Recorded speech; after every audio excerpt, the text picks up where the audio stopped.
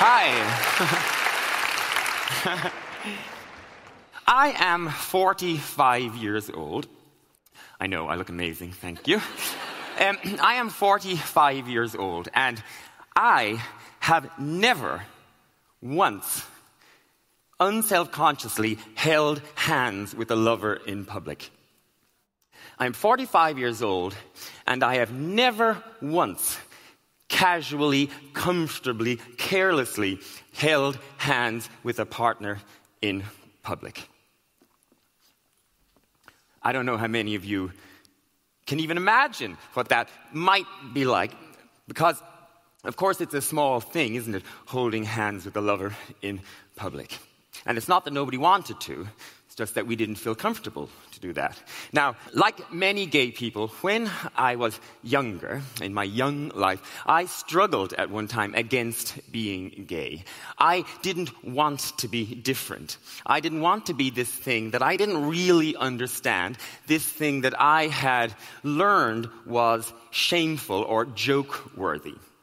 But when I eventually did sort of understand and come to accept who and what I am, I have never, since that moment, never once have I ever wished that it turned out differently. I am thoroughly, deeply, delightedly happy to be gay.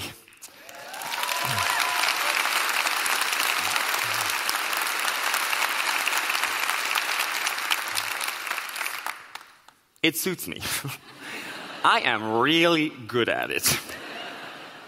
And yet, every day I am jealous of straight people because that private little small, intimate gesture of affection has never once been mine. Every day I see young straight couples walking through the park and they are casually holding hands, and I am jealous of them. I see like a teenage couple at a bus stop, and she is leaning into him and her hand is in his, and both of their hands are tucked into his jacket pocket for warmth, and I am jealous of that teenage couple. I will sometimes see a man, unconsciously put his hand, a protective arm, around his girlfriend, and she will link her fingers through his, and I am jealous of that. Maybe you're on Grafton Street and you'll see an older lady and she gestures to draw her husband's attention to something in the window, and without even thinking, he just takes her hand and they stand there peering into the window discussing whatever it is that drew their attention, and their hands are just carelessly joined together, and I am jealous of that. Because gay people do not get to hold hands in public without first considering the risk.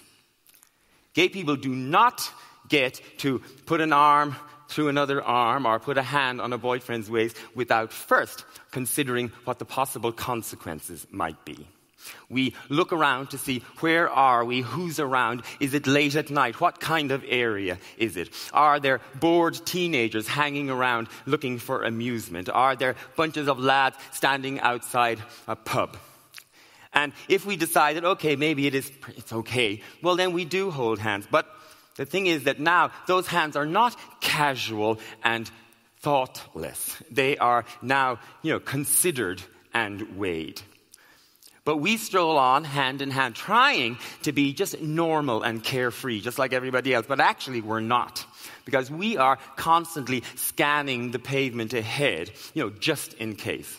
And then even if we do see, a group of blokes coming towards us, maybe we will decide sort of silently to continue holding hands, defiantly.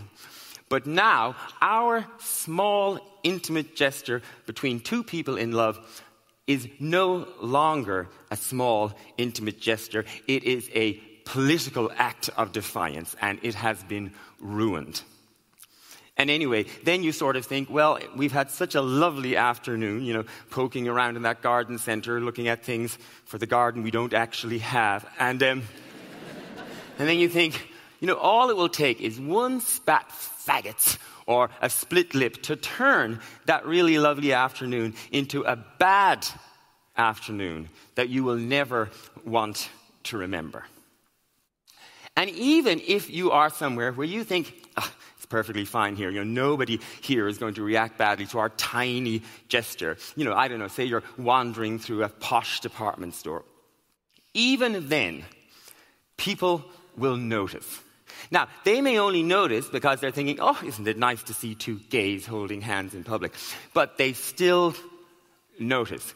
And I don't want them to notice. Because then our small, intimate, private, little human gesture has been turned into a statement, and I don't want it to be turned into a statement. Our little private gesture, like Schrodinger's cat, is altered simply by being observed. We live in this sort of homophobic world, and you might think that a small little thing like holding hands in public, well, it's just a small thing. And you're right, it is indeed just a small thing. But it is one of many small things that make us human. And there are lots of small things every day that LGBT people have to put up with that other people don't have to put up with. Lots of small things that we have to put up with in order to be safe or not to be the object of ridicule or scorn. And we are expected to put up with those things and just thank our blessings that we don't live in a country where we could be imprisoned or executed for being gay. And we are so used to making those small adjustments every day that even now we rarely ourselves even notice that we're doing it, because it is just part of the background of our lives, this constant malign presence that we have assimilated. And if we complain about it, we are told that we have nothing to complain about, because aren't you lucky that you don't live in Uganda? And yes, I am lucky that I don't live in Uganda. But that's not good enough. This isn't some sort of game or competition where the person who has it the worst wins the right to complain and everybody else has to just put up or shut up. Our society is homophobic. It is infused with homophobia. It is dripping with homophobia. And when you are 45 years old and you have spent 30 years putting up, 30 years absorbing all of those small slights and intimidations and sneers and occasionally much worse, you just get tired of it. You get fed up putting up.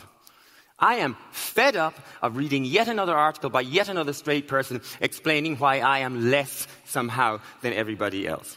You get fed up listening to people describe you as intrinsically disordered, people who don't even know you from their celibate pulpits.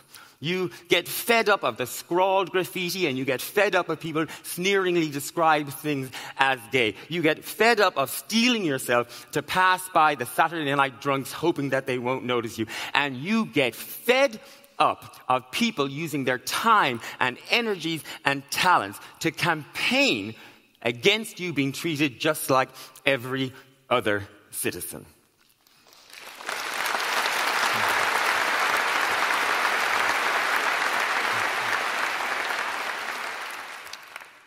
I'm 45 and I'm fed up putting up.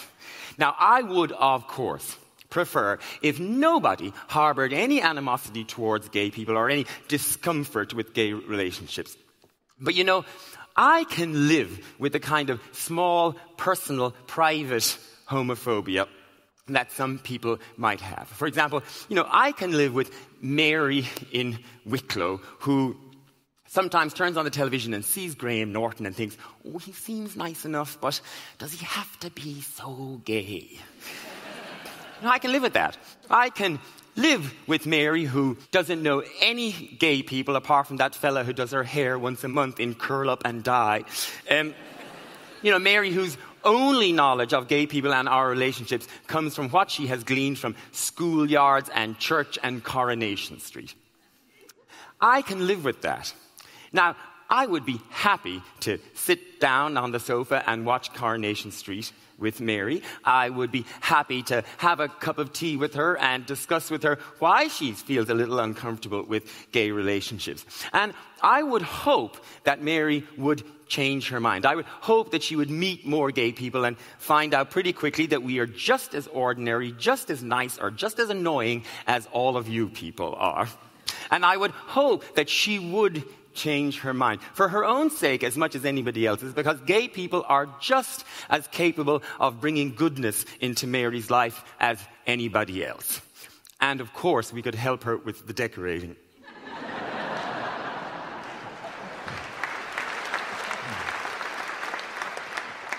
But that kind of personal discomfort with gay people and their relationships is entirely different from the kind of homophobia that manifests itself in public, the kind of homophobia that manifests itself in an attempt to have LGBT people treated differently or less than everybody else, the kind of homophobia that seeks to characterize gay people and their relationships as less worthy of respect.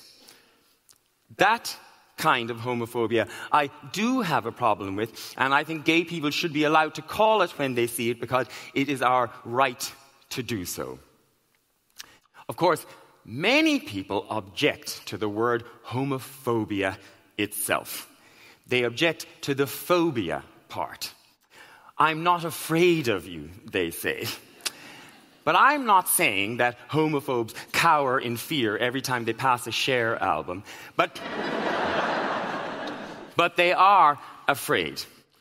They are afraid of what the world will look like when it treats gay and lesbian and bisexual people with the same respect as everybody else. They are afraid that they won't fit in this brave new world of equality.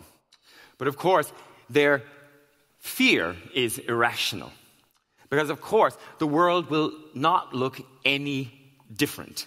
You know, kids will still want to eat ice cream, dogs will still play fetch, the tide will still come in, and parallel parking will still be difficult. You know, the most vocal homophobes who, know that they long ago lost the arguments, around the decriminalization of homosexual sex, or, every other advance for gay people since. These days, you'll find those very vocal homophobes clustered around the same-sex marriage debate. And it is quite the spectacle. Because, of course, they know that they can't come just right out and bluntly say what drives them, which is an animus towards gay people and a disgust at what they imagine we do in bed, because they know that that won't wash with the general public anymore. So they are forced to sort of scramble for any other reason that they can think of to, argue their case. So, gay people are going to destroy the institution of marriage. Gay couples will be wandering through orphanages, picking babies off shelves, trying to find one that matches their new IKEA sofa. Or that, allowing gay people to get married will destroy society itself, and many, many more. Well, including my own personal favorite, which is the old argument that the word marriage is defined in some dictionary or other as a union between a man and a woman, and that therefore same-sex marriage can't possibly be a marriage, which is a piffling argument against words and dictionaries and not an argument against same-sex marriage. Of course,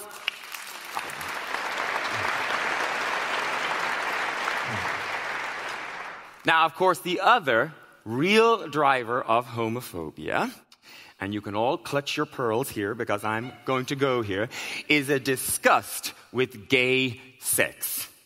In particular, with gay male sex. The poor old lesbians just get caught in the homophobic crossfire, guilty by association. Because what they really don't like is anal sex, sodomy, buggery. And they assume that that is all we do. They feverishly imagine that we spend all day jumping around buggering each other. I mean, they obsess on it. And in fact, what they actually do is reduce us down to this one sex act, whether or not we do it at all. Because we are not regular people with the same hopes and aspirations and ambitions and feelings as everyone else. We are simply walking sex acts. Now, earlier this year, I was invited to take part in the St. Pat's for All parade in Queens in New York. Now, it is a really lovely, charming grassroots event in Queens, which was set up in response to the ban on gay groups marching in the famous Manhattan St. Patrick's Day parade. Now, in that Manhattan St. Patrick's Day parade, any Irish group who wants can march. Irish policemen can march, Irish firemen, Irish footballers, Irish community groups, Irish volleyball teams, Irish book clubs. Any Irish people who want have a good shot at being allowed to march in that parade, except for Irish gays. Because as far as the organizers of that parade are concerned, gays are nothing more than walking sex acts, and there is no place for buggery in their parade. Now, I actually saw a small documentary once about one of the leaders of the organizers of that parade. They are the Ancient Order of Hibernians, and they're like a Catholic Orange Order. They dress the same and everything. And in the documentary, he was a nice old fella, and he had this lovely wife, and they seemed very happy together. And when I looked at them, I saw this life lived together. And I imagined that if I asked him about their life together, that he would remember, the first time they met. He would remember how nervous he was on their first date together and how proud he was when he turned and saw her coming up the aisle in that dress that she had fretted over for so long. And I imagined that if I asked him, he would remember that phone call to say that she had gone into labor and the dash across town, and the other time when she went so far past her due date that she promised she would bounce up and down on a trampoline until the baby bounced out of her, and how they laughed so hard about that. And I imagine he would remember other occasions, like when their youngest broke his arm and cried all the way to the hospital, and that other time when she was sick and he could not sleep alone in the empty bed, and so in the middle of the night he got up and went back to the hospital even though he knew they wouldn't let him in to see her at that hour. I imagine that he would remember all of those things and many more, all of the small things that go up to making a relationship and making a person a person. And when I looked at him, I imagined all of those things too. But when he looks at me, he doesn't see me that way. He doesn't see gay people that way. To him, we are just sex acts. And there is no place for sex acts in his parade. I am 45 years old, and I am fed up putting up, so I'm not anymore. I'm 45 years old, and I'm not putting up anymore because I don't have the energy anymore. Putting up is exhausting. I am 45 years old, and I'm not putting up anymore because I don't have the patience anymore. 45 years old. I was born 6 months before the Stonewall riots, and you have had 45 years to work out that despite appearances, I am just as ordinary, just as unremarkable, and just as human as you are. I'm 45 years old, and I am not asking anymore. I am just being. Human being. Thank you for your time.